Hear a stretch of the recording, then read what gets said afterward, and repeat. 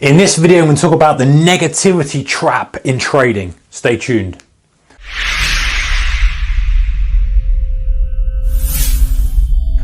Hey traders, a very warm welcome to you. Okay, so negativity in trading is real. It happens. I guess we've all been there. You've probably been there yourself. If you're new to trading, you will be. It's easy to fall into this trap of being so negative about everything because there's always a way of finding negativity. That's just the way it is, unfortunately, in trading. So the first thing, you can look at it and say, I'm always losing.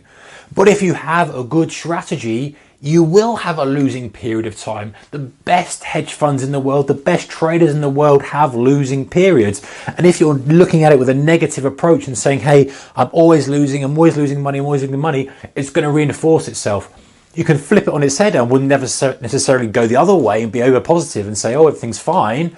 But you say, okay, well, if this plays out, I'm learning from this experience. I'm gathering intelligence, I'm gathering information, and I'm likely to become better at it. If I take these losses as learning experiences, it means I can push forward. I'm not losing loads of money. It means that when I start to play bigger stakes, it's not going to be that impactful. Number two, not hitting goals. You may be setting lofty goals, and unfortunately a lot of people set monetary goals in trading. It's trying to enforce your will, saying, oh, I've got to make 100 grand, I've got to make this, got to make that on the market. It's not going to happen. Reframing goals, we talked about this before, in terms of process, in terms of system, in terms of strategy. I'm going to pull the trigger this amount of times, I'm going to show up every day and do this, I'm going to analyze this, I'm going to do that, I'm going to do the other. Having those kind of goals, which are easier for you to hit than having lofty goals of I want to make X, I want to make Y, I want to do this, I want to do that. Because you kind of have to succumb to the market. You have to let the market give you what it's going to give you and be there and take the opportunities that present themselves, but not knowing if they're going to yield the results you want, but just showing up and taking those trades that you said you were going to take.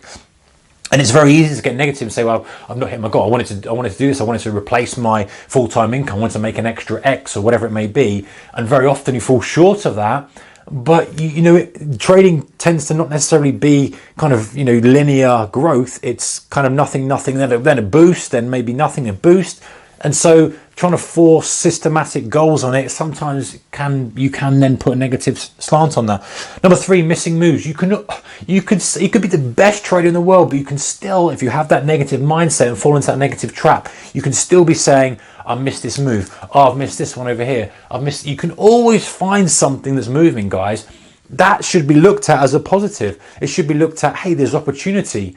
I only need to get one of these 100 to have a good month or a good week or a good whatever it may be. Or if I'm day trading, I'm missing moves, that's good. It means there's opportunity there. It's far better that than there being no opportunity.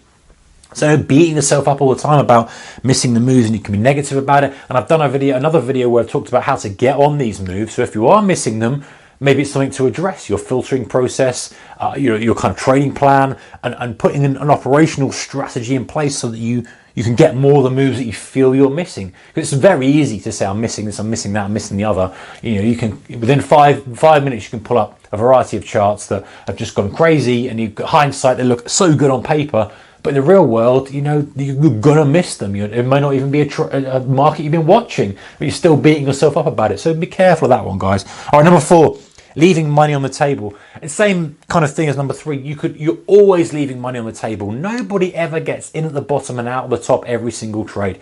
You're going to get it from time to time. Of course you are, but money's going to be left on the table. Your job as a trader is to take a high probability chunk of the move. It's not to be the guy who gets from the swing high to swing low, or swing low to swing high, swing high to swing low if you're shorting. It's the guy who takes the high probability chunk. You wait for your setup, even if it's late in the move, you're buying that pullback, you're looking for that blow off top, that's your chunk, that's your profitable edge. Even if it's waiting for the reversal, that's your edge, that's your strategy, that's your method. There's always going to be money on the table.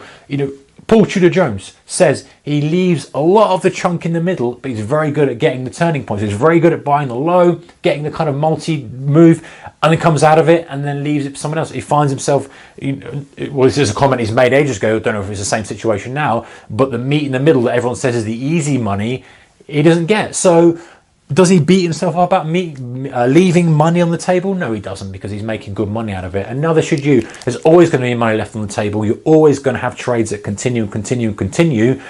If you find it's something that's happening very, very regularly, of course, adjust your strategy to try and accommodate that, but don't overdo it and kind of chase your tail too much and say, well, I've always left this, could have had an extra 10 ticks on that, could have had an extra 50%, whatever it may be. Just stick with the process. The main thing is, guys, you can carry on and on and on about this. You can flip trading very easily into a negative cycle, and you've got to look at it and accept that it's not perfect. You're never going to be perfect at it, but you don't need to be. You can make good money at this trading game without being perfect.